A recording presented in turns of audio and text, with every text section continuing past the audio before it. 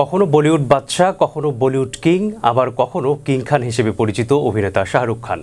ছবির দর্শক সংখ্যা ও আয় বিবেচনায় বর্তমান বিশ্বের অন্যতম সফল চলচ্চিত্র তারকা তিনি।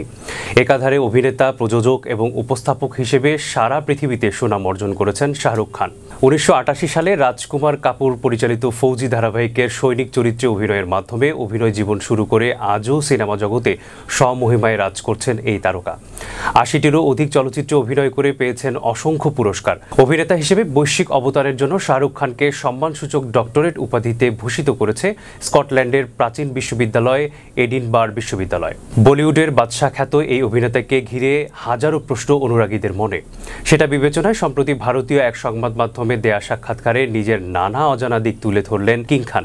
বেশিরভাগ বলিউড তারকা নিজের বাড়িতে থাকেন না, কিন্তু আপনি থাকেন কেন? এমন প্রশ্নে শাহরুখ খান বলেন, আমি পারবো না কোনোদিন আবাসনে থাকতে, কারণ কেউ আমার উপরে থাকবে তা কিছুতেই হবে না। আমি এই ইন্ডাস্ট্রির ছাদ। শাহরুখকে রোমান্সের রাজা বলেন তার অনুরাগীরা। এ প্রসঙ্গে অভিনেতা বলেন, আমি অবসর নিলে রোমান্সও ছবির জগৎ থেকে অবসর নেবে। তার সিগনেচার স্টেপ নিয়েও চর্চা কম হয় না। শাহরুখের কথায় আমি নাচতে পারি কি পারি না সেই প্রসঙ্গ কখনো ওঠেনি, কারণ আমার ইশারায় গোটা বলিউড ইন্ডাস্ট্রি নাচে।